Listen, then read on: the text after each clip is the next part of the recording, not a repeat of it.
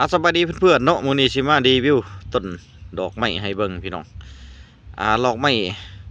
ชนิดนี้เป็นดอกไม้อิหยังเขาเอิ้นพี่น้องดอกไม้หลายสีเนาะพี่น้องเนาะต้นเดียวมันจะมีหลายสีหลายดอกพี่น้อง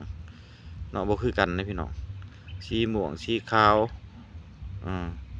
เอามาให้เบิ่งพี่น้องเพราะว่าแนวพันธุ์มันนี่ไปขอมาจากพี่น้องเพิ่นบ้านพี่น้องขอมาจากพี่น้องเพิ่นบ้านก็เลยเอามาซ้ำงาพี่น้องก็เลยเกิดนี่ต้นเดียวได้พี่น้องบ่แม่น2ต้นเลยต้นเดียวงาเดียวเอามาปลูกมันก็ได้เป็นจังซี่เพราะว่าอ่ามัน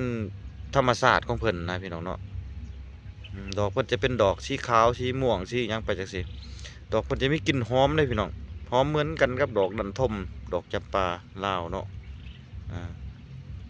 หอมหอมคักพี่น้องดอกเพิ่นยามกลางคืนนี่หอมส่งกลิ่นหอมไก่พี่น้องอ่าแต่ลักษณะเพิ่นเป็นต้นแบบนี้แล้วก็เป็นไม้ยืนต้นพี่น้องไม้ที่ว่ามีอายุพี่น้องเนาะอายุยาวนานหลายปีพี่น้องต้นบางใจต้นเพิ่นต้นรักเพิ่นต้นแก่เพิ่นไปของานะพี่น้องมาเสียบมาซ้ำเอาพี่น้องได้3-4ต้นมาปลูกไว้หน้าบ้านพี่น้อง